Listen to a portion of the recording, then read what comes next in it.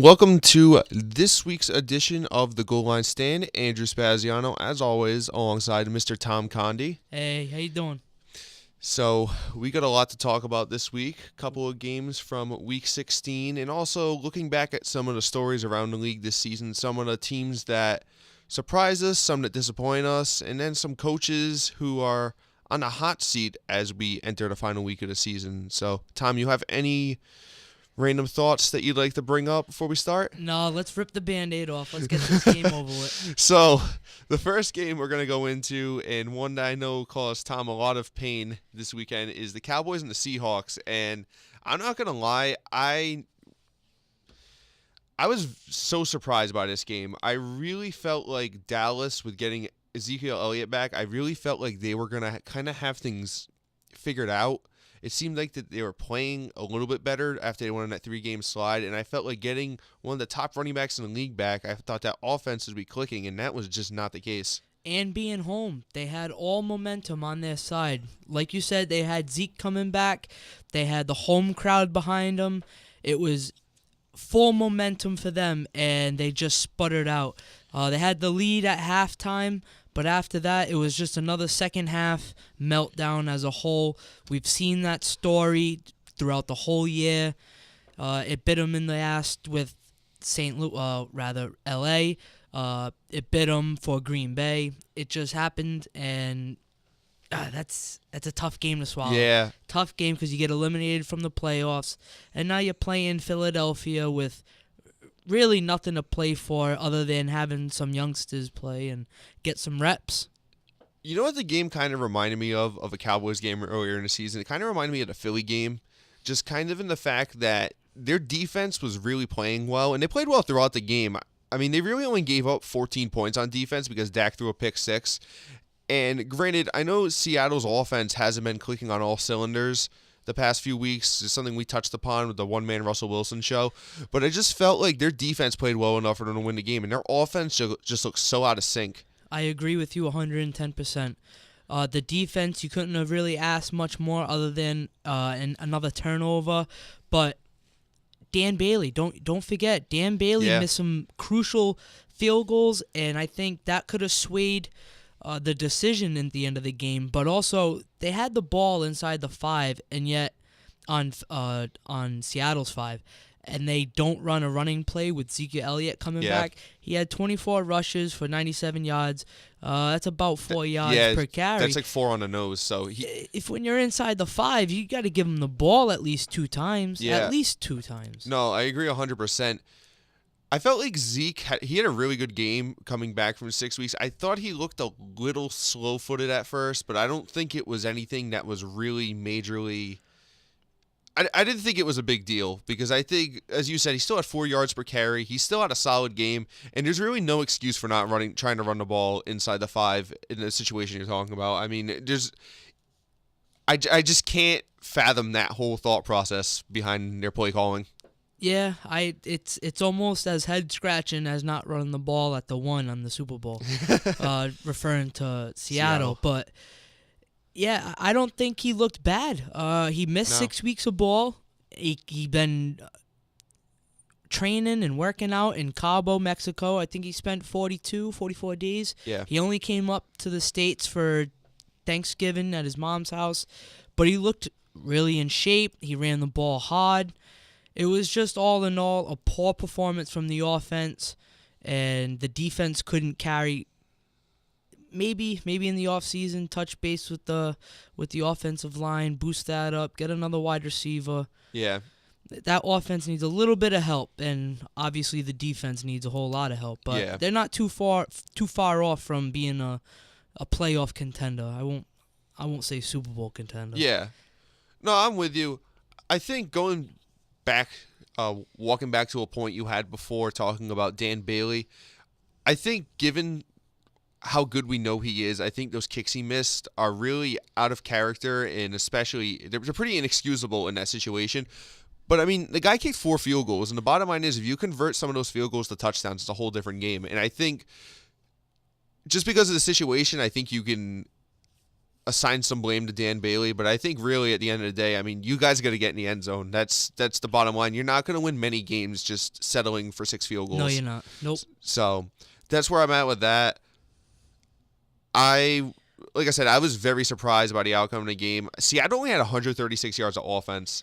Just fathom that for a second. Yeah, I think they had more defensive. I think they had more yards for penalties than their offensive yards. I believe it. I've never heard of a team getting that many total yards on offense and winning a game. Like, that's just an absurd outlier that it just must happen like every 4 or 5 years. That's a testament to their offense. Yeah. Well, I mean, it's a testament to the fact that they didn't turn the ball over, and obviously, we've said before, their offense isn't clicking on all cylinders. It hasn't looked great, but they're also not putting their defense in bad situations. Seattle's defense played well. I think as much as we're ripping into Dallas, I thought they came out and they made plays when they needed to. They had that strip of Dez along the sideline right before halftime. I mean, they made plays. It was that Justin Coleman pick six. I mean, it was a good read by him. It was a terrible throw. They were opportunistic when they needed to be. Yeah. Absolutely, I agree with you. That's what that game came down to. Is that defense showed up, withstood the early flurry of the momentum push, like I had mentioned earlier, with Zeke coming back, the home crowd behind them. Yeah, they just withstood that. They stayed to their nature, I guess. Solid defense and be efficient on offense. Russell Wilson did what he could with the little talent he has on that side of the ball. Yep. I mean, you got Jimmy, you got Dougie B. That offensive line needs to be retooled. They need to find a solid running back to help Russell Wilson out. So as you mentioned before, that was basically a playoff game that eliminated Dallas from the playoffs, kept Seattle alive.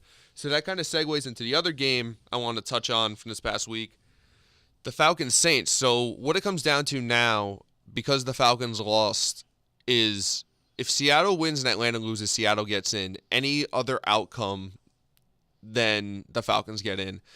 And watching that game, talk about a team that just shot themselves in the foot. I mean, the Falcons' offense just found every way they could to screw the game up. I mean, their defense really didn't play that poorly.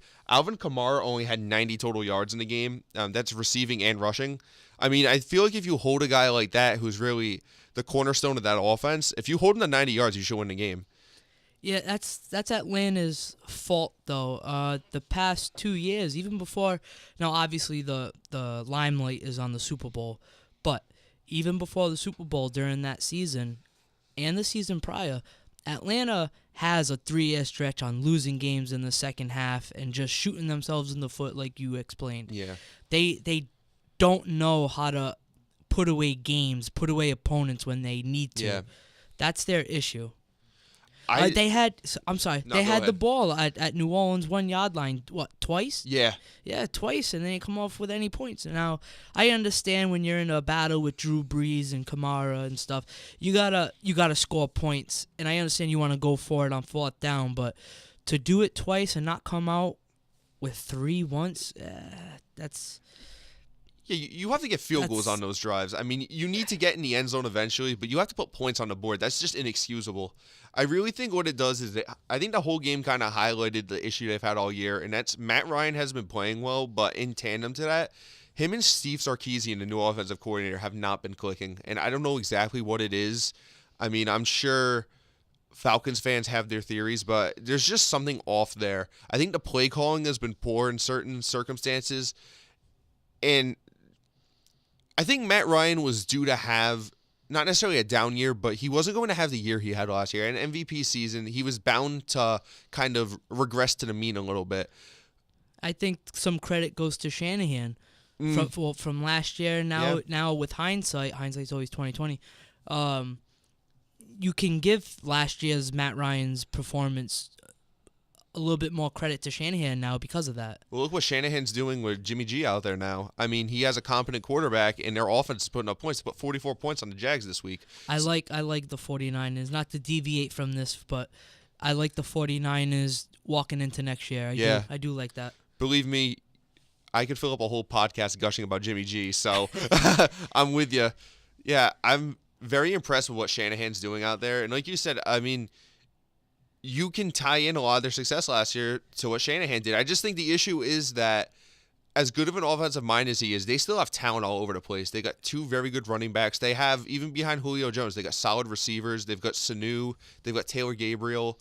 I mean, they got Hooper, the tight end. They have talent, and it's just frustrating as a football fan that, like, this team can't get it together for whatever reason. And sometimes the talent doesn't fit the scheme, or the scheme doesn't necessarily translate for the talent to produce the numbers that we're used to seeing. So did you see the Marshawn Lattimore butt interception? I did. Yeah. I did. That was a miraculous catch, and I hope it goes down in a top 10 pick. Oh, sorry, top 10 play of the 2017 year. Yeah, I mean, that thing, granted, I saw it in slow motion, but that thing just hung there. And eventually it was like, hey, the ball's just sitting on my ass. Like, I should grab this. And actually, it was a crazy play to begin with, but that was right before halftime, and Ted Ginn scored a 50-yard touchdown after it. So the score was 6-0, and it was 13-0. And I felt like once it got to that point, I felt like just the vibe of the game, the momentum swung in New Orleans' favor. I felt like the game was over at that point. Speaking of Ted Ginn, he's definitely caught a second life here in New Orleans. He's learned how to catch the ball. He's producing.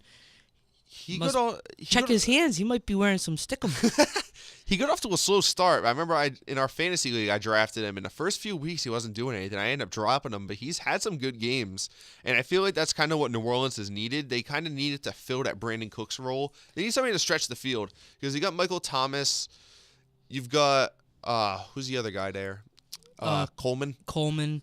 You got Willie Snead. Yeah, but I don't think any of those guys really can stretch the field. No, their offense is built around the run game right now. They got a two-headed monster with Mark Ingram and Kamara. They're going to run that rock all game. Yeah. And then use Michael Thomas, Willie Snead, and Coleman.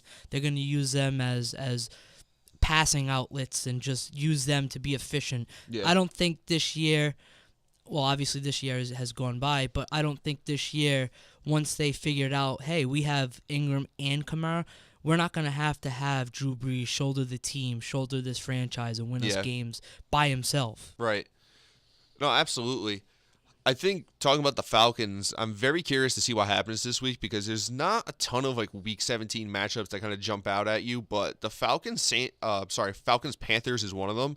Just because Carolina had a very off game against the Buccaneers, I'm very curious to see how that matches up because Carolina can still win the division if the Saints lose. And they can, like, there's some crazy scenario if, like, the stars align correctly. They can actually get the 2 seed, which is, like, very unlikely. But I think they need the Rams and the Vikings to lose. Were we playing with the playoff generator or something?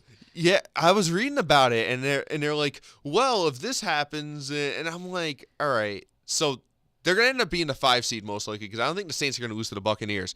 But regardless, the Panthers have something to play for, and the Falcons have their playoff lives to play for.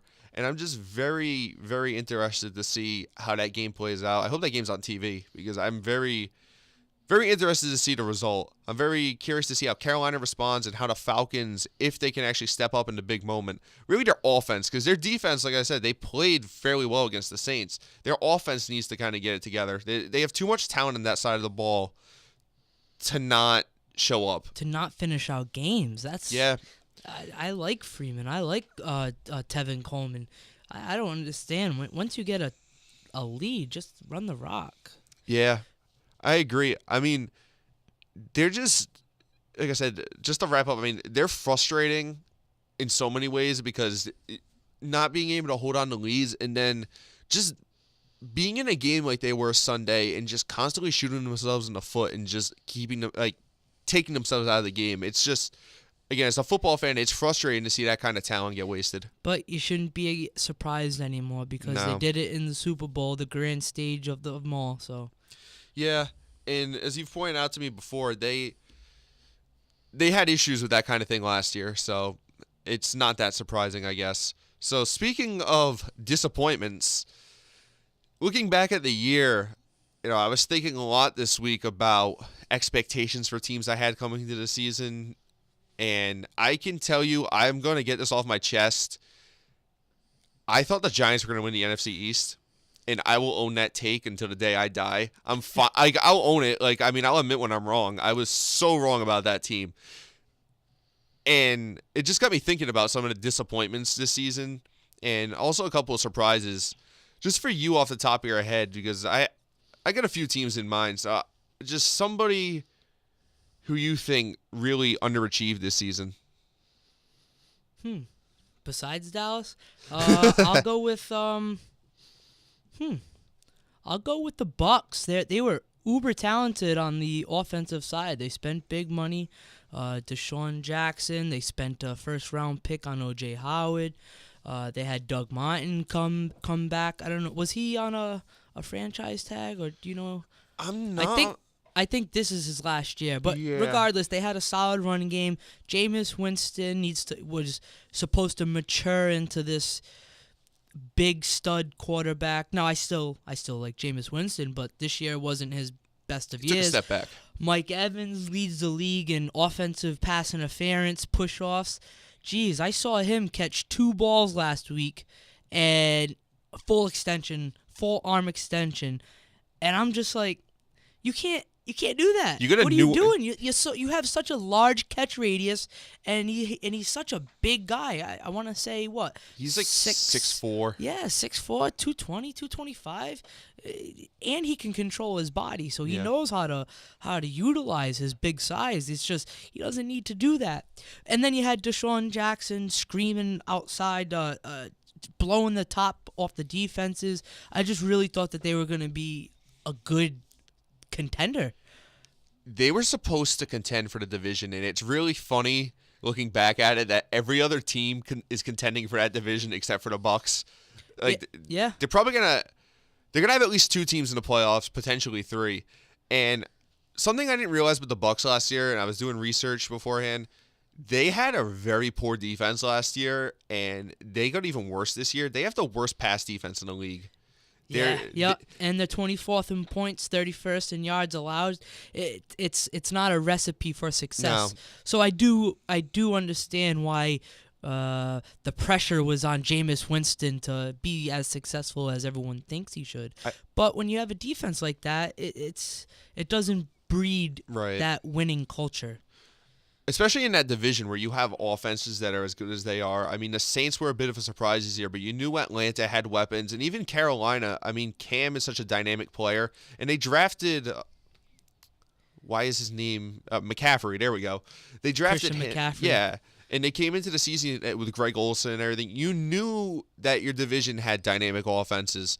So I think it's surprising they didn't make more of an investment there. I think their investment basically was like, we got TJ Ward, who's like 30. I think they wanted to play the sling game. Yeah. And what I mean by that is you have Matt Ryan, you have Drew Brees, you have Cam Newton. They're gonna score points.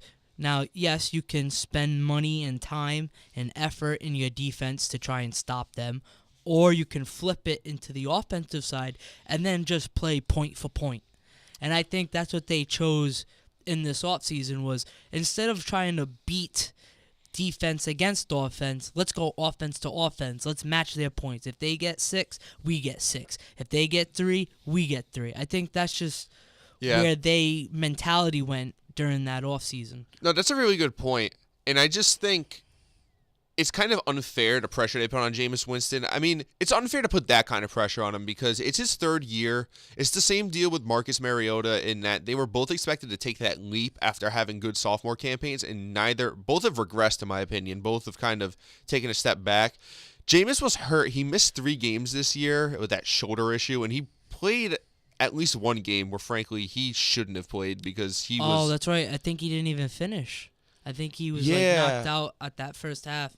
Because they played Arizona. That's when he got hurt. He missed that game. Then he's like, I'm going to try to play through it.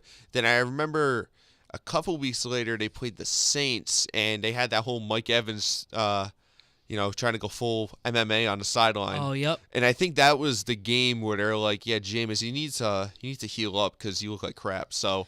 And then towards the end of this week's game, he kind of blew up emotionally. He was flipping out on the ref. I understand he's a competitor and he's trying to win the team game, but you got to keep your composure. Yeah. Definitely have to keep your composure, especially when all eyes are on you because you're a quarterback. So And you're supposed to be a leader of the team. exactly, especially when you're a quarterback. Can't stress that enough.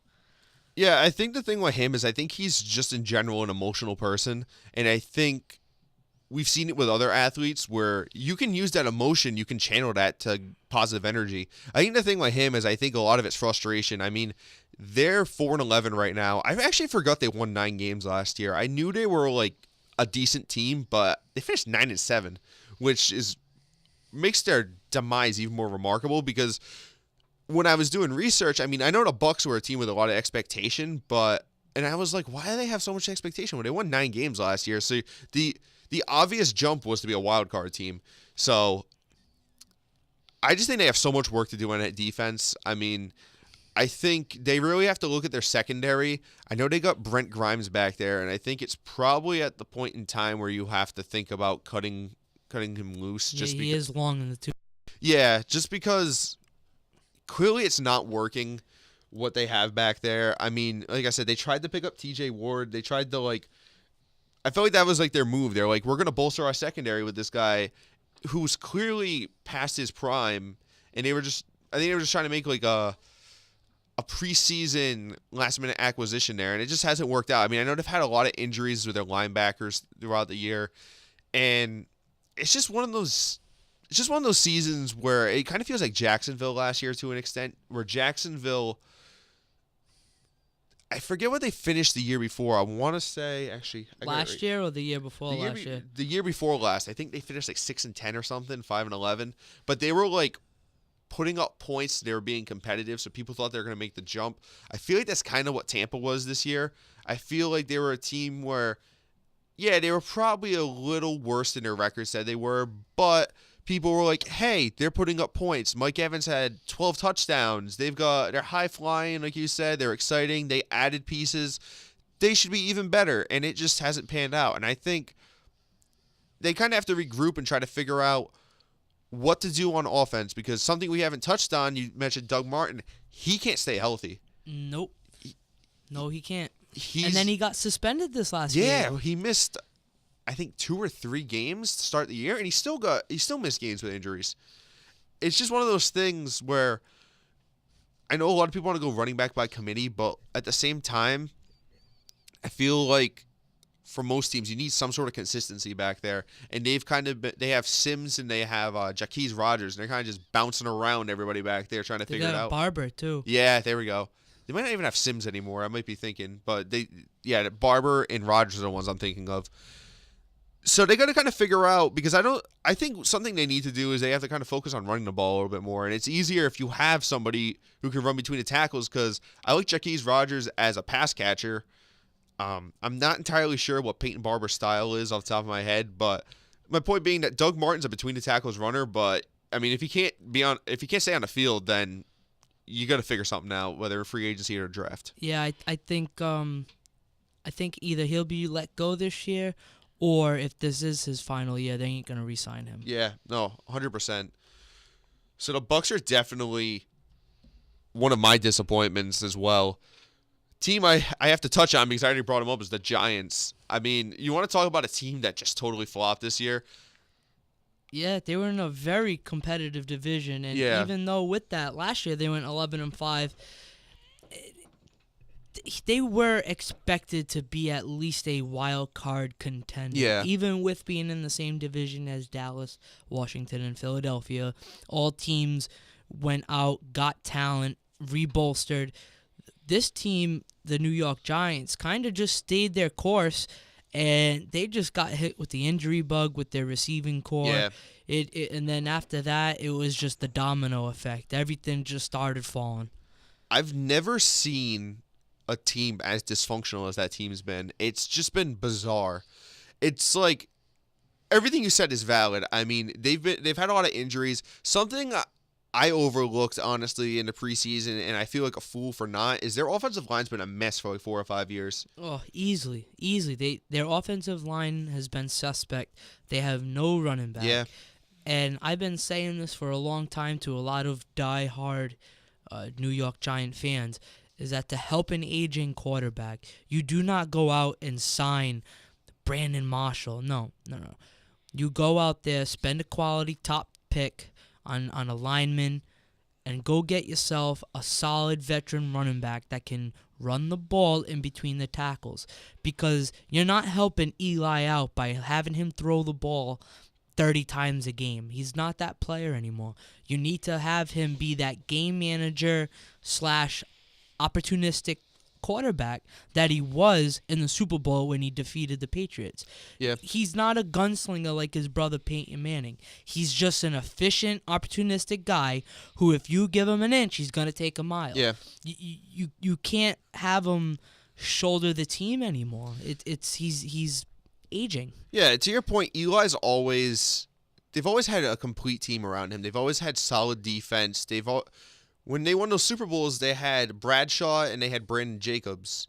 Efficient. Yeah. Efficient. And it was a good two-headed monster. You had Thunder and Lightning, and it worked. And the thing is to your point, they haven't followed that model at all. I mean, they brought in Rashad Jennings. They have Darkwa back there. They've got just no names, and it just really feeds into itself. I mean, the line isn't good, but people toting the rock are pretty awful in their own right. So Yeah. it's a losing model, and yeah, it's just a mess of a team. I mean, They have the formula in place to be successful. They have a very dominating defense. When you look at that defensive unit, you probably say their weakness, maybe linebacker, because coming into the season, I liked their secondary, and obviously their front four was phenomenal. Maybe I guess their linebacking core was their weakness on defense. And when you have a solid defense like that, you should not throw the ball 30 times. I know I'm rehashing, but usually you're gonna have the lead when you have a dominating defense like that. They'll probably let up 7, 13 points. You got to run the ball. You can't go 3 and out, 3 and out, 3 and out. That's putting a lot of pressure on your defense. And then when you don't win games, you start putting a lot of pressure on that defense, because they're looking across the locker room and going, "Look at these guys. These guys are barely scoring 14 points. They can't help us out anymore. They can't. We're doing our jobs. Help us out." And I don't think the coaching staff in the front office, which have been fired, I don't think that they, in this past off season, they didn't go with the winning formula of having a stud defense and then run the rock and help Eli out. no, I hear you. I agree on all fronts. I think what it came down to is I feel like that defense, to your point, I mean, they lost, I believe it was 23-3 against Dallas week 1. I mean, their offense came out of the gate in the first few weeks, and they weren't doing anything even with the weapons they had when they were healthy. And I feel like the defense just quit on them. It's kind of like the Denver effect. The same things happen with Denver, where they haven't been able to put up points all year. And, you kind of, like you said, you look across the locker room, and you're like, well, what the hell's the point? There's a certain part of the season where the straw broke the camel's back. Yeah. And it might not be deliberate. It might not be so eye-catching off the rip, but it could have happened behind closed doors. But I agree with you. That defense quit on the team and just kind of was like, man, no more. We're not going to injure ourselves for this year. It's a lost year. We'll do our best next year. Yeah, just mail it in, take the paycheck. Yeah. Yeah, I'm with you. I feel like they have improvements to make with their personnel, but I feel like they have cultural issues in the locker room they have to deal with, just trying to establish some discipline and a winning culture. There was no culture. Ben McAdoo didn't create any type of culture. From me, the outside looking in, because you had players fighting with each other, coaches just collecting paychecks, similar to what you just said about the players. It was just a bad atmosphere, the vibe that I understood from stories and news reports. Yeah, absolutely. So the last team I have on here, a team I ripped into on the last episode, is the Oakland Raiders. I cannot express to you as a New England fan how disappointed I am that they weren't more of a threat in the conference this year. And granted, I mean, Jacksonville sort of filled the void that they left in a way, kind of as like a contender in the AFC, and we'll get to them later.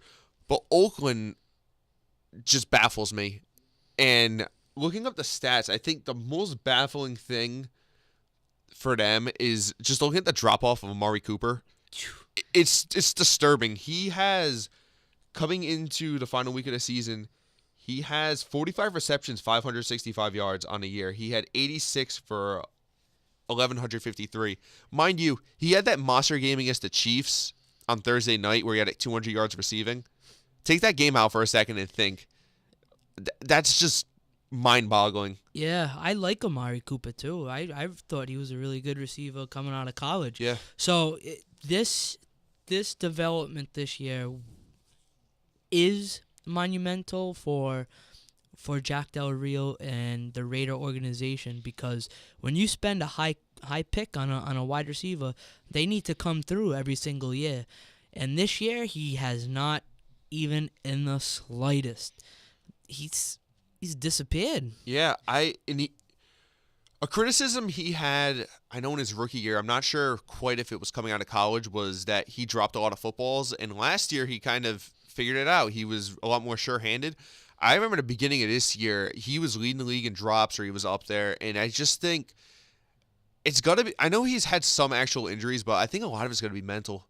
I think a lot of it's just going to be, you get back into that, you get the drop skis again, and you start losing confidence, and I think it just affects your play. And I have to believe that's what it is, because, like you said, he's very physically gifted, and I can't understand it, how he's gone and basically halved all his stats from last year. I think the change in offensive coordinator from Bill Musgrave to Todd Downing, I think that hurt him. I think that hurt him. That's different schemes.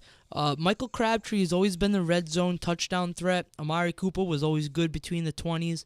I'm talking about from 20 to 20. Yep. And then you had Michael Crabtree for that red zone threat for the passing game.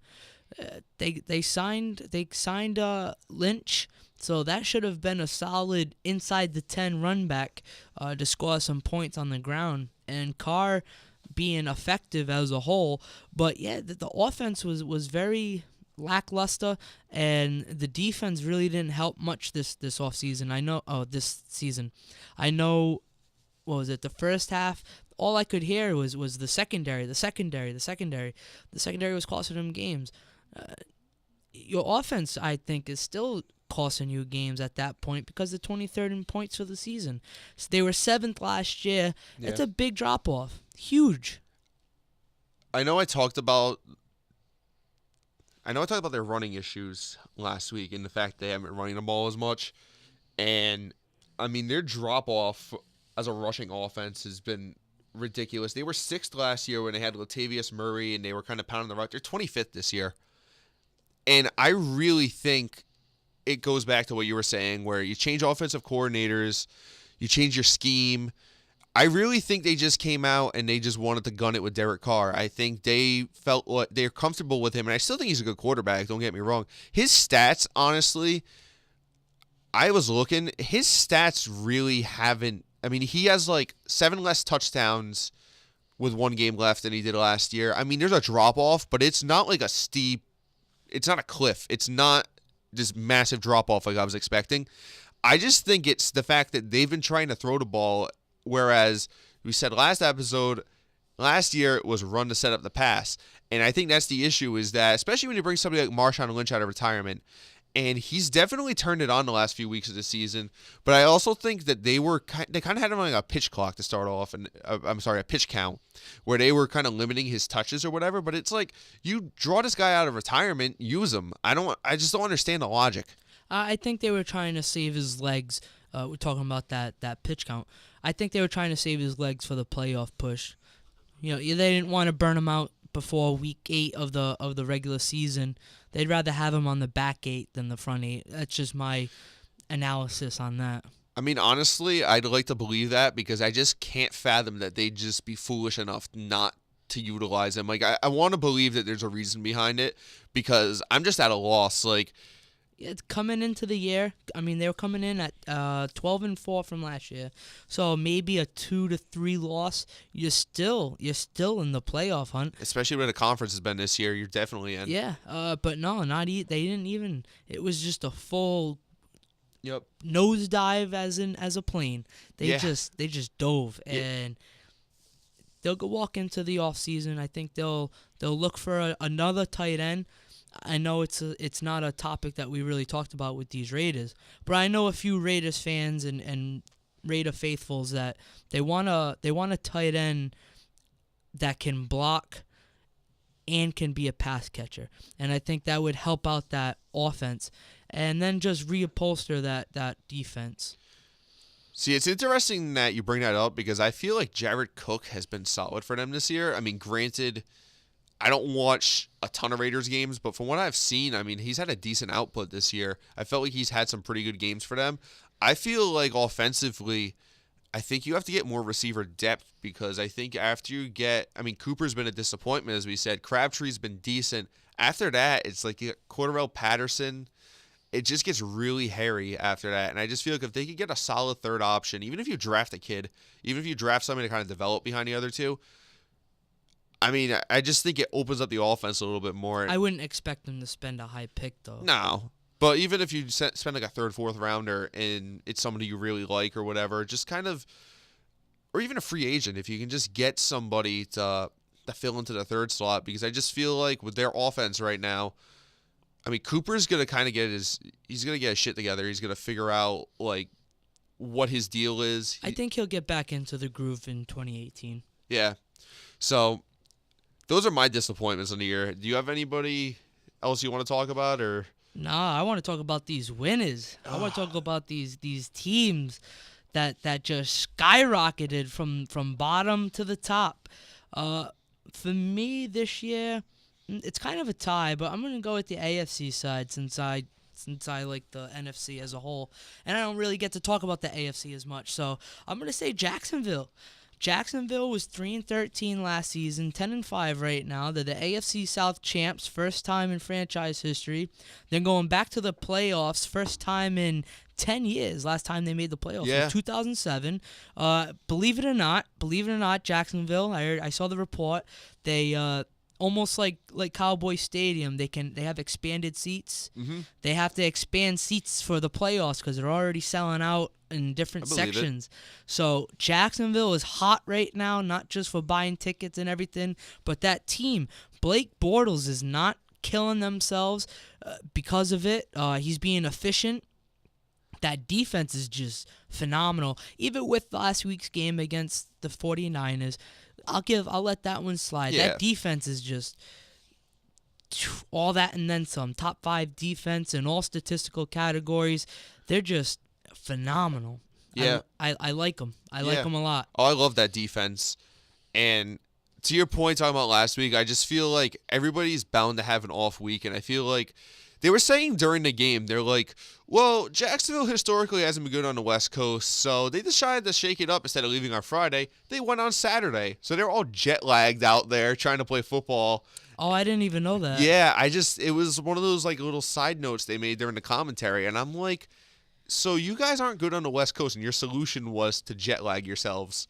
All right. Yeah, that is comical. That's comical. Yeah, I wouldn't want. You'd think if you want to fight the jet lag or whatnot, you would want to get there maybe a day earlier than what you're supposed to. But I don't know. Caffeine up, maybe. Drink a Red Bull, gives you wings. You got Bortles playing hot. You spent a top pick on Leonard Fournette. Now I know he missed a couple games due to injury, but he's been all that and then some. That has proved to me that football today can still succeed with a quality running back. And I mean this as with Ezekiel Elliott last year, high pick. This year you have Leonard Fournette, high pick. Christian McCaffrey, high pick. I don't mean to talk about them again, but the Panthers, their running game, their statistics have gone up since drafting McCaffrey. And the same thing could be said about Fournette. Fournette has 971 yards rushing. He's 8th in the league, missed 4 games due to injury. And he's blowing up the statistics, and it's breeding successful football. They have a solid defense. They're not going to let up a lot of points, and that running game can do their thing and be really successful. So I'll be honest, when Jacksonville took Fournette, I wasn't a big fan of the pick, and honestly, I wasn't really big on Leonard Fournette as a prospect. Part of it being he was so injured in college, and he's had a bit of the injury bug. Like you said, he's missed 4 games this year, so it's not like he's totally shed that, but I kind of forgot how dynamic of a player he is. When you put him on the field, and you work him as your bell cow, like he's exciting to watch. And I just think you were pointing out the yards rushing he has. He has 971 yards and missed 4 games. That's 8th best in the league. Like if you flesh that out, he's probably a top 2 or 3 in rushing in the league. Like that's absurd. Something else you mentioned was about Blake Bortles. And I know he had a really bad game against the 49ers, and I know everybody's kind of down on him again, but even with that game, he still got the highest completion percentage in his best QBR of his career, and he has the second best yards in attempt average. And what that tells me is that not only is he making better decisions, but he's making better decisions down the field with the receivers they have, because we pointed out last time we were on just how thin they are at receiver. I mean, with that context, you got guys like D.D. Westbrook, you've got Allen Hurns, Marquise Lee, when those guys are healthy. Allen Hurns, I think he's been banged up the past couple of weeks too. Yeah. I think he moved down the depth chart a little bit because of injury. Yeah, but I know Lee's been banged up too. Yeah. That's the thing. I can't even they brought in Jalen Strong and the guy blew out his knee. So and they lost Allen Robinson week I know. 1. I mean, you can say what you want about A-Rob, but he's arguably a 1,000-yard receiver easily. He's a baby. He's still only 24, 25. Yeah. He's due to he's a free agent this year too. So I'm keeping my eye on him. Yeah. But yeah, this offense, and it goes to what I said, when you can get a running back who can do all three pass, protect, catch the ball, and run the ball, it makes a difference on your offense. Your quarterback doesn't have to shoulder all the weight anymore. You can give it to the running back, and he'll help you out. And I think that's kind of where you can find the credit to Blake Bortles' is kind of mini resurgence here, because he doesn't have to do it all. We've talked about this before, that they kind of felt like they had to work the offense through him, and they've kind of figured out that he's not terrible, but if you have a run game, if you can have a dynamic player like Leonard Fournette, he can be efficient, and he's been efficient. He's played well, and I'm very interested to see them going forward into the playoffs. I think you were pointing out with them expanding the stadium, there's a lot of excitement down there, and I think that market gets a lot of crap because people think it's a bad market or whatever, but Florida is a football state, and there's a lot of excitement around there in that fan base, and I'm very interested to see what they do in the playoffs. They actually have a really slim chance of the 1 seed. They need Pittsburgh and New England both to lose and to win, so it's probably not going to happen, but if either or loses, they can get a bye week. They're probably, if I had to guess, they're probably going to end up with the 3 seed, which is a good spot to be in, because you end up playing either Tennessee or Buffalo or something. Baltimore. Yeah, I think they're in the 5th slot right now because Tennessee lost, but they can still. The AFC's a mess. So you want to talk about the playoff generator? It's really confusing. But my point being that I think they're gonna kind of have a tomato can. I think they're gonna have a tomato can in their first game, especially with that energy around there. Please let me know, what do you mean by a tomato can? It's just an easy game. Oh, okay, okay. Yeah, that's one of those weird sayings, but the more you know, right? So I think they'll end up with a pretty easy matchup their first game, and then they played well. They beat the hell out of Pittsburgh. I don't think Pittsburgh or New England want to play them as a whole. Oh, I mean, as a Patriots fan, they terrify me. They match up pretty well with both teams. Now I know the edge might go to the higher seed because they're the higher seed. In their home. But you can't sleep on Jacksonville. You really can't. And nope. I like the talent, and I like their coaching staff. If they play to what they are and what have made them their record that they are now, because you are what your record says you are, I think they can do some serious damage in the playoffs. I guess to wrap it up, the thing I like about them going into the playoffs is running the ball in defense travel, especially if you're going to go to Pittsburgh or New England and it's going to be cold. I mean, you have an advantage there. So I'm very interested to see how it fleshes out. The other team, and I'm going to start gushing about Todd Gurley in a minute, but the other team that's just completely burst onto the scene is the Rams, and I just have never seen anything like it, a team being that poor on offense and just a total renaissance where they've just exploded. I mean, they went from last to first in points this year. I don't know if that's ever happened But if it has, it's certainly not a very common thing because that's crazy. It's just I can't I can't rag on Jeff Fisher enough for holding that team back because I just feel like there was talent there last year, especially with Todd Gurley, and Sean McVay has just done a tremendous job of working him and the rest of that offense and really making that into an exciting team to watch. Coming in from last year to this year, everyone knew, all fingers pointed that this offense needed help. The offense needed help, whether it was a playmaker, it was a coach. They needed something. Because the defense has always been successful. That defense has always been a top 10 defense in all different types of statistics, even in that division with Seattle, San Francisco when they were solid, and Arizona. They've always been a top 10 defense. So to actually now have an offense that can score points, has a quarterback that can play within himself and not overdo it, a stud at running back, and a really good offensive line. This is a successful team. Like you said, defense and the run game travels. And if Goff can play within himself and not shoot himself in the foot like a Matt Ryan, Blake Bortles, this team can do some serious damage. And it might be one of those feel-good stories where the parity of the NFL comes to succeed. Because this team, I think, is good enough to win a Super Bowl. I agree.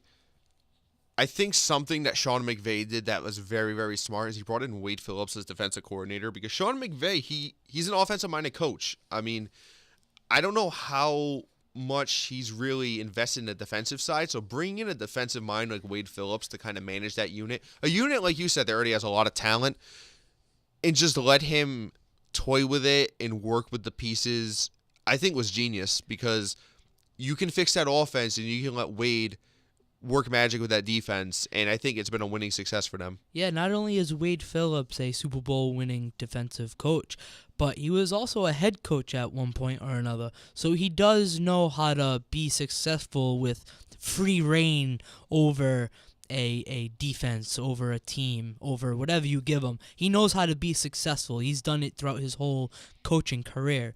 So to have a coach like that to come in and play, I'm not play, but coach these players, he's done a fantastic job.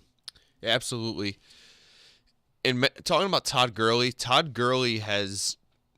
he's probably, just because of injuries and whatnot, he's probably going to be in the running for MVP. And I don't think he's going to win it, but I mean, what he's done is remarkable. Yeah, I don't think he'll win it, but he should be in at least in the conversation. Yeah. But when you want to talk about positions other than quarterback to win NFL MVP, you got to go back to the last position that won it. And that's why I have a hard time with wide receiver considerations, because you had the greatest of all time, Jerry Rice, never win one. So to me, when you have a running back, you have to put him up to Adrian Peterson when he won the NFL MVP. Does his stats hold weight to Adrian Peterson's stats? I think there's an argument to be made because he has 2,000 all-purpose yards. And I think it's crazy. I mean, he has 1,300 yards rushing. He has almost 800 yards receiving. It's something it is something you got to look at, but it's tough. It's tough. No, I'm not even disagreeing with you because I think you're looking at it pragmatically, and the fact is that you have to be off the charts great from any other position besides quarterback to win MVP. But I just think what he does to that offense is just You remarkable. need to be a little lucky, too, to have a quarterback not win it and have another position to win it. Because the year Aaron Rodgers won it, I think J.J. Watt should have won hands down.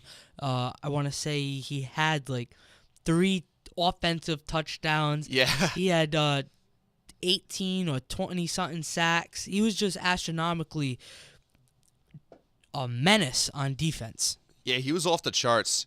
And we talked about it last episode, so I don't want to dig too deep into it. But, yeah, it's really hard to win the MVP if you're not a quarterback. But I think Todd Gurley has just been remarkable this year, especially compared to last year. Like, he's blown the top off what he did last year.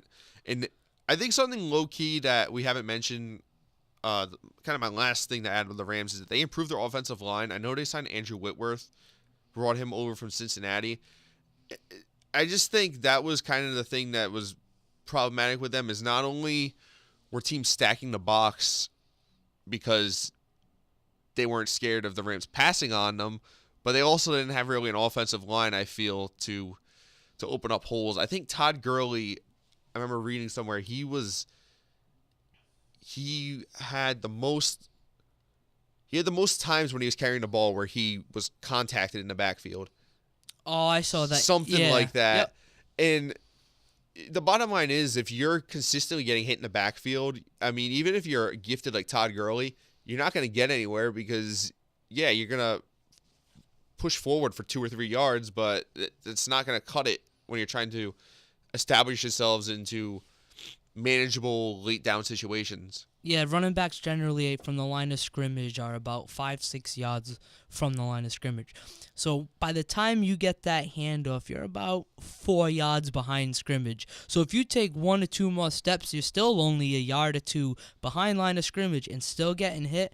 Yeah, that's not a recipe to be a solid running back. That's just, it's good for him now that he has that offensive line to flourish and be what he is, an MVP consideration. I don't think he'll win it, No. but he does deserve to be a consideration. Absolutely. Very excited to see the Rams in the rest of the NFC playoffs. So it'll be very interesting to see how the last week plays out. But the last topic I want to go over before we wrap up is coaches on the hot seat. And I've been looking forward to doing this for the last couple of weeks. There's a lot of jobs that are on the line. There's a lot of jobs that are up in the air. And I'm just going to dive right into it. I'm going to dive right into my buddy over in Cincinnati, Marvin Lewis. And, you know, I'll be honest, I have not been a Marvin Lewis fan for the last few years. I thought I should have gotten fired 3 or 4 years ago. But with that being said, I think something myself and a lot of other people forget is how terrible that franchise was before he took over. I mean, 2002, 2003, they were a joke. I don't even think they made the playoffs for like 15 years or something like that. So they were just a mess. They weren't getting anywhere. They didn't have a quarterback. When Marvin took over, he really rejuvenated that franchise. And he's gotten to the playoffs 7 times. And I know the big knock on him is they haven't won a playoff game. But I was thinking about it last night. Man, they had the 1 seed in 2005 and Carson Palmer blew out his knee. I mean, I think you can blame him for a lot, but he's also just had crap luck. Like, I mean, your starting quarterback blows his knee out first offensive play of the game. I mean, what are you going to do? I mean, I just think with Marvin, his contract's up, and I think it's time for them to part ways. I think he's done a good job of bringing that team back from the depths of the league, but I think they've hit a point since they lost that playoff game against Pittsburgh a couple of years ago where they've started to regress. And once you hit that point where you're not even making the playoffs or even consistently being in the race, where you got to change the culture. Yeah, sometimes players get stagnant with the coaching scheme, and like you said, he's been there for a while, so I'm sure there's a lot of things that they do week in, week out, day, just every day that gets very stale. So Yeah. I do think maybe some fresh blood will help out Andy Dalton, A.J. Green. They have a plethora of running backs to choose from. They have a solid O-line. Their defense is okay. And that's a tough division, but a division nonetheless that I think they can snag a wild card from. Yeah, I agree. A name I've heard thrown out there, kind of in speculation, is Paul Gunther, the defensive coordinator there, and I think that'd be an interesting move because it's a hire from within. It's a guy people are familiar with, but definitely I'm sure he has a different style than Marvin Lewis has. So that's definitely something to keep an eye on there. But I definitely think it's time for a change, and I think we're both in agreement on that. Yeah, the coach that surprised me would probably be Bruce Arians. Led the Cardinals to the 2015 NFC Championship, and they had 2 straight losing seasons. I think that's a team that needs some fresh blood. I mean, you got Larry Fitzgerald, you got Carson Palmer. I don't know about their 2018 plans. Did you hear anything about them too yet? So there was a report that came out around Christmas that he was looking to just get out of football, spend some time with his family, and the next day he called it fake news. It's like at a press conference. That's what he called it. He said, "I haven't made a decision. I'm still talking with my family, with the team, trying to figure it out," because I believe his contract's up too. And I like Bruce Arians. I think he's a good coach. He did a hell of a job when Chuck Pagano got sick that year in Indianapolis, guiding them to the playoffs. I like him, but I think, to your point, I think there's a lot of changes that need to be made with that team. I think they're in another situation where they got the quarterbacks over the hill. They got to find a quarterback. They have a lot of talent on defense. I just think they could use a shot in the arm and a bit of a change of pace. And it's really not a detriment to Bruce Arians, but I think it's something they could use. Yeah, there's going to be a lot of moving parts with the Arizona franchise because they got to figure out what they're going to do with Carson Palmer. What do you do with an aging quarterback? Do I think he can have one or two solid playoff years with like talent-wise? I do. I think he still has it in him. But do you want to invest in that? You have an all-pro running back who's going to come back from injury. You have a Hall of Fame wide receiver in Larry Fitzgerald where he's going in, year out. Are they near the Super Bowl, but are they not?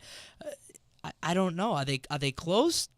What do you think? I don't. So it's tough for me because you want to get a new young quarterback with this offense. You have a solid defense. The issue with Arizona, really, since I can remember, is they cannot draft a quarterback position historically. They've never been able to grow a guy in-house. They brought in Kurt Warner, got to a Super Bowl. He retires. They're kind of just there, what do we do? So they trade for Carson Palmer. I agree with what you're saying, though, because I think I really have a hard time just, crapping all over Bruce Arians for the season because David Johnson breaks his wrist week 1. He's out for the whole rest of the year. He hasn't played since, the second quarter of the first week of the season. Yeah, it's an injury that you don't see too often. A dislocated wrist. Yeah. He broke a bone, too, with it. It was a freak accident. Yeah. It's just one of those things that just happens. And then Carson Palmer gets hurt halfway through the year, and he wasn't playing particularly well, but I think it all connects because I think if you have David Johnson, you can pound the rock more, you can be more effective on the ground, and it kind of helps take the load off Carson Palmer. So I think that's been part of the issue. I don't know. I look at that defense, and I just feel like they could be a contender there. It's just the offense has talent. I don't know if the pieces they have gel, though. Similar to the Los Angeles Ram problem, they have a really solid defense, a defense that can do damage against 500 and below teams. Can they play against playoff teams, this defense? I think so. But with an offense that's so shitty, the defense just can't hold up. They don't have DJ to run the rock, like you said. They don't have a quarterback to sling it 35 times and 400 yards. It's just an offense that's they don't have an identity. Non-effective. And when you can't score points, when you're struggling, your defense is gonna get hurt by big plays and just by getting worn out. Yeah, absolutely. So I guess my verdict is that I'm expecting Bruce Arians to either retire or they're gonna part ways somewhere. I just think whoever takes that team over just has a lot of decisions to make. They have a lot of work to do. And I think a lot of it is on the offensive side. Absolutely. So next on our list is Chuck Pagano, and Chuck's another guy I feel bad for because I just feel like he's been dealt a poor hand. They fired Ryan Grigson last year, and he was a moron. He really was. I mean, he did a poor job of improving the pieces on both sides of the ball to help Andrew Luck. Ever since they went to that AFC Championship game, they've just backslid. Luck's been hurt. He missed all of this year. He missed a good portion of 2 seasons ago. And I just feel like he's going to get fired, but he's another guy. I think he's a victim of circumstance because I think that franchise is a mess, and they have to figure out what they're going to do with Andrew Luck. Hopefully he's actually able to play again because there's been a lot of setbacks with his shoulder, I've heard. And it's tough. And it's just one of those things where you fired a GM last year, and I just kind of felt like Chuck was living on borrowed time this season. I think if I'm an Indianapolis Colts fan, the best thing I can take out of this 2017 Indianapolis Colts is that you ended up with Jacoby Brissett. Now, I understand Andrew Luck is your quarterback. You spent number 1 overall on him. But you have an insurance in place where I think they can be successful if something is to happen with Andrew Luck, whether he's hurt again next year. Rumors has it that they might get rid of him, whatever. But you have Jacoby Brissett, and if you can get a coaching staff that can utilize his abilities and exploit defenses for not respecting his mobileness. I don't want to say he's a running quarterback. He's a quarterback who can run. Yeah. But I feel like if they get a coaching staff around him that can move him outside the pocket and utilize him, utilize T.Y. Hilton, what's the other receiver over there? Moncrief, right? Yes, Moncrief. That could be a really solid offense. Now, even when Peyton was there and they won the Super Bowl, they had Bob Sanders as their safety. That defense was never a top 10, Right. top 15 defense. It was never. But when Bob did play in that playoff stretch, they were at least successful. And I think that's what they need to do right now. Yeah. They need to bolster that side of the ball. And I like what you're saying about Jacoby Brissett because I really think he's done a good job of managing what they've had. I mean, they've played a lot of good teams tough. They brought Pittsburgh to the brink. They've shown a lot of toughness this year, and they've played some really close games. And I think that, like you said, that's a bright spot to take out of the season. But I just think whoever you guys are your next coach, I almost think you have to get somebody defensive minded because I think that's really where they're struggling. I think the offense is kind of in disarray because Luck is in there. I think there's things to improve upon, but at the same time, I mean, their defense is a train wreck, and I think that's really. I don't care if Andrew Luck's playing. I mean, I'm pretty convinced they probably would have won a few more games with Luck, but they weren't going to be like a contending team with him. Yeah, that's a fair assessment. That defense is hurting the team that much where I agree. I don't see Andrew Luck shouldering the weight and giving him another 4 or 5 wins because he's in the lineup. Yeah, I agree. So the next one on our list is a guy who I think's resigned himself to his fate by this point, and John Fox. And John Fox, I feel like, is kind of filling that Jeff Fisher role, whereas like there's a lot of promise on that team, and he's just kind of that lukewarm guy that's just. I don't know. I've never disliked John Fox as a head coach, really, because I liked him in Carolina. He has some decent teams. Frankly, he basically won the Super Bowl for the Broncos because that team that was assembled was his, and then Gary Kubiak just kind of sat there and let it do its thing. So I'm not even like a John Fox hater. I just think it's not working. They're 14-33 in his time there, and I think, granted, it's been really hard for them to build a team because they had that Jay Cutler contract, and they were finally able to shed that this year. I just think with Mitchell Trubisky, and he's shown some upside. He hasn't been very flashy, but he's had his moments, and they're just so thin at receiver. I think it's hard for him to really make something over there. So I think if you can get a coach that can utilize his strengths and they can get some talent at receiver, I think they could be an interesting team next year. Yeah, that's a team that I think in the offseason will focus in on a receiver or a pair of receivers that can help him out. Help your quarterback out. He's young. He's going to go into his sophomore year. Everyone knows about the sophomore slump. Help him out. Look what weapons can do. Look at Carson Wentz. He got some weapons in this past offseason. Alshon Jeffrey, ex-Bear, Torrey Smith. They gave him weapons and he's successful. I think that can be the same for Mitchell Trubisky is get him some weapons. Even if you get yourself a wide receiver tight end combo as in pass catchers, I think that's what he needs is some weapons because you have a solid running back, you have a solid offensive line. Defense is always going to be suspect in that division. You got to play Green Bay twice. You got to play Matthew Stafford in the Lions twice, and the Vikings are always flip-flop, but this year they're really good. that defense is always going to be suspect for that. But you got to be able to score points, I think. Yeah, but to the point about the defense, I think their front seven's got some talent on it. I mean, their secondary's thin, and I think that's where they have to invest on that side of the ball. But I think what you're saying about the offense makes a lot of sense because they were atrocious to start the year, and once they put Trubisky in, it was kind of slow going. But I think they've clicked a little bit down the stretch, and as I said before, I just think the next guy has to just work with him and just give him somebody to throw the ball to because I love Jordan Howard and what he brings to the table. Cohen's exciting. But, I mean, their receivers, they've been banged up, but even if they weren't banged up, they got nobodies over there. So it's really hard to win that way.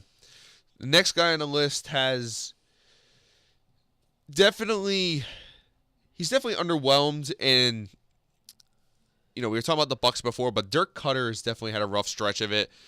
It's only his second season, but I think the writing's on the wall for him. And I think what it comes down to is not only did they disappoint this year, but, I mean, they've been so undisciplined. They had that whole Mike Evans, that Jameis Winston pokes the guy in the back. Mike Evans starts throwing punches at him. Jameis, as you mentioned before, has had some meltdowns on and off the field. I just feel like there's no control over there.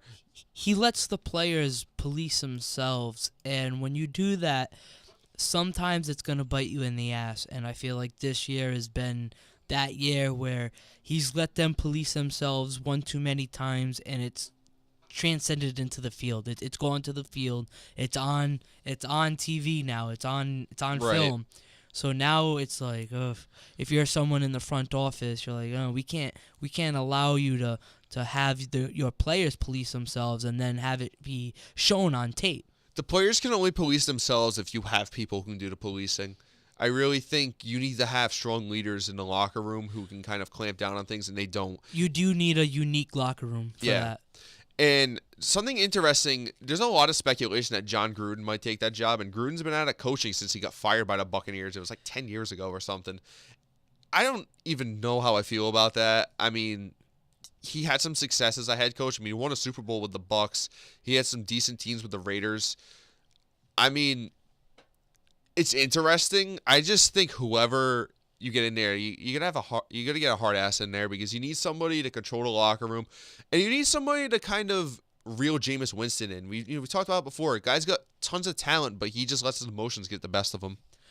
They are a young team, so I do agree. I think not him exactly, but someone like a Bill Parcells, who's a hard ass, like a Tom Coughlin. You're gonna do it my way. If not, you're gonna get moved down the depth chart. You're gonna get benched, and I think that is what they need because they're so young.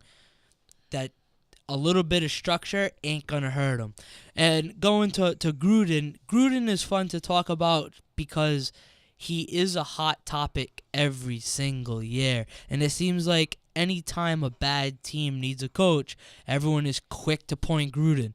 Oh, Gruden, if you put Gruden there, they're going to do this, that, and that, the other thing. Now, I have heard the reports that he's reaching out to assistants, but I feel like that's always the case every year is that he's reaching out to his assistants, getting them ready.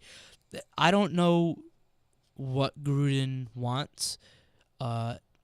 He's gone on record saying he's happy in the booth, but he also in the same breath will say, yeah, I got that itch. I got that coaching itch. So it is fun to speculate, he's going to go there, he's going to come here. But until I see it with my own eyes, I'm not going to believe it. That's fair. Yeah, I just think he's kind of like what Bill Cowher was for a while, and Bill Cowher's going to the point where I don't think he'll ever coach again because he's so comfortable in his job there, working for CBS. It's just interesting to speculate. I just think whoever takes over that team, they just need a culture. They need an identity. They need somebody to... Because there's so much talent, especially on the offensive side, that I think the fact that they've let themselves go has hurt them on the field. They need structure. They need a Tom Coughlin-esque leader, coaching leader. Definitely. So these last two guys are more guys that are, I don't think they're necessarily on the hot seat, but there's been rumblings with them. Bill O'Brien's a guy who the last couple of years there's been questions about whether he's going to stay or go. His contract's up at the end of the year. I remember before the Texans played the Patriots last year, I remember there was a lot of speculation that him and Bob McNair and the GM weren't getting along and he was thinking of leaving, which didn't happen, but that stuff's coming up again. And honestly, I think when there's smoke, there's fire. And there's obviously some sort of disconnect there. I don't know if it's enough to drive him out, especially since they have Deshaun Watson and he's considered a quarterback guru. I just think it's interesting that this guy's contract's up. They haven't renewed it all. And there's clearly some sort of conflict with him. If I'm the front office, I might not sign him long term, but I would definitely let him return in 2018. I would definitely have him return with an offense that is capable of scoring points. When you have Watson in that lineup, that offense is arguably a top 10 offense. Yeah. Now, I don't know the numbers off the top of my head when he was in there, but you had everybody in the game. It wasn't just the Lamar Miller show, even though I haven't really seen him as a Texan. Him as a Dolphin I've seen. But you don't have DeAndre Hopkins catching 18 balls for 160 yards. You don't really have that because they don't need it. They don't need to throw the ball 45 times because that defense is being effective and the offense with Watson is scoring points. And I think you're right where there's smoke, there's fire. But this one, I would keep it as smoke just because I would want to see him return and let Watson learn under that system at least for one more year because he's going to have that sophomore slump. Maybe not because it was only a half a year this year, so maybe half the year. I think coming off the ACL, I mean, I don't think he's going to be able to run as much as he did, at least for the first year coming off the injury. So, but I'm totally on board with you. I think probably what I see happening is he comes back, develops Watson. And if it works out, I could see 2 to 3 years from now, if they're like a decent team and Bob McNair really doesn't like him, I could see them making a switch then. If we're talking 2018, if they win the division and go one and done, I still think I might keep him. I think I might sign him for a 3-year extension. Yeah, still. I could see 2 to 3 years. So just you got to let your young guys mature, and especially with a quarterback. That's why I was a big fan of last year, referring to my Dallas Cowboys, regaining their coaching staff, their wide receivers, their whole offense as a whole. Just because when you have a young quarterback like that, I feel like the same thing can help out getting them ready for the season. It's their first off season. So regarding with Watson, I think the same structure, coaching staff, talent as a whole, I think that will help him in the long way because he's already comfortable in that. I agree. The last guy I just wanted to bring up, because I think the situation there is kind of fascinating, is Jay Gruden over in Washington. I mean, they've been very up and down. He's 28-34-1. It's his 4th year with the team. You know, in 2015, it was the RG3 year, made the playoffs, won the division. Since then, I mean, they've just underachieved. I don't know how much I blame it on him, though. I mean, I think you have to look more upstairs and say, what the hell did you guys do? You dumped all of Cousins' receivers. You replaced them out. You brought in... you spent money on Terrell Pryor, there we go. And that project went blown up in your face. Yeah, where you could have brought back Pierre Garçon, a known commodity, a guy your quarterback had chemistry with. Instead, you bring in a converted quarterback who had a good season in Cleveland, but, you know... It just hasn't worked. And I think, like, I like Jay Gruden as a coach. I think he's done a pretty fair job with that offense. First with Griffin, and now with Kirk Cousins. So I think there's upside there. I just think he's got a short leash. I don't think he gets fired this year, but I could see if things don't shake out right, especially if they lose Cousins and they've kind of taken a step back. And I don't think it's not even going to be his fault, but I think at that point they're going to say, we need a full rebuild, so we want a new guy.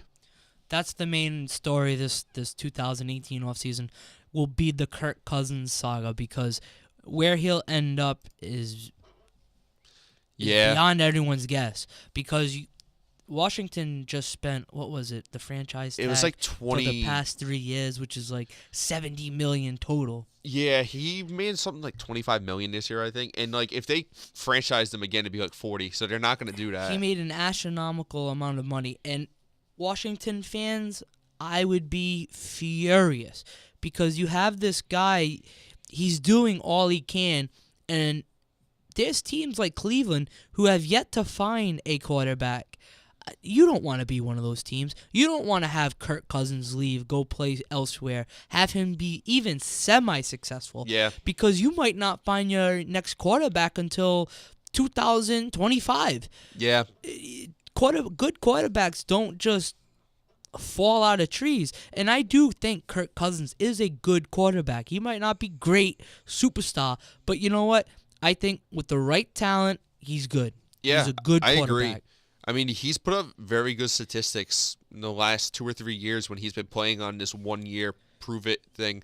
I just don't understand the hesitancy to give the guy his money, because you're giving him his money anyways. You're just not committing to it. So you're being stupid in that regard, where you could have just paid him $20 million flat the last few years and you'd save money. So I just think they're kind of a mess of a franchise in how they've handled that, and I can see the whole thing falling apart, and I think Jay Gruden down the road, whether it's next year or whatever, could be the sacrificial lamb. We see Kirk Cousins on game days. We don't see him on his day-to-day operations, his day-to-day at practice, day-to-day talking to people. So it might be something that we don't see that they deal with every day that they don't want to commit to. It might not be personal related. It might not be play related, talent issue, but it might be something that front office does not like, and they're like, you know what, we're not going to commit to him because we're not sold on his character or on his stance on a situation. To reiterate, when you have a quarterback that's solid, you gotta keep him around. They got rid of all of his weapons. Jordan Reed can't stay healthy. You had Vernon Davis, but that was only the real true. I mean, Dotson, he came out second half of the season. Terrell Pryor from week 1 to now is just slowly digressed. Yeah, he got put on IR like halfway through the year, and it was like you didn't even notice because he wasn't doing anything anyways. Yeah, and then there's just the running back committee, I'll call it, is roll the die and see which one comes up. Yeah. They don't have a real identity on offense other than Kirk Cousins. Yeah. Kirk Cousins is leading the charge. So that saga is one to watch. I do see Jay Gruden returning. It is a tough division. Kirk, off the rip, I think Washington signs him. I think Washington signs him this offseason. I think if I'm Kirk Cousins, I'm very tempted to leave, but it's also one of those situations of it depends who's offering, because San Francisco was the obvious one. They have Jimmy G, so they're not going to be biting. It's just going to depend what the market looks like for him. If there's a situation he likes that has talent, somebody, I don't know, their cap situation like Arizona or Denver or something, if there's something really appealing out there, I would bite for it, but I just don't know if it's going to materialize. I don't know the cap fees, but I don't know if Denver could afford something like that. Yeah, I doubt it. I'm throwing names out there. Arizona would be a good one. You'd have Larry Fitz. You'd have DJ back. You have a good defense. But I still think I think Washington folds, and I think Washington gives him what he wants, because finding that quarterback is so difficult. And hey, if he goes to one of those teams, I think they're playoff contenders. Oh, 100%. Absolutely, especially Denver. Unless he goes to Cleveland, and then that's the brown hole, I guess, because nobody survives that area. His career just dies. Yeah. So that's about all we got this week. You know, a lot of stuff going on around the league, week 17. But next week's gonna be Wild Card Weekend. I'm looking forward to it. And we're going to break down those games. We're going to finally have the playoff field set. So me and Tom will be back recording again. We'll have another episode out before Wild Card Weekend. So stay tuned. But thanks for tuning into the Goal Line Stand. Happy New Year. Absolutely. Take care, everyone.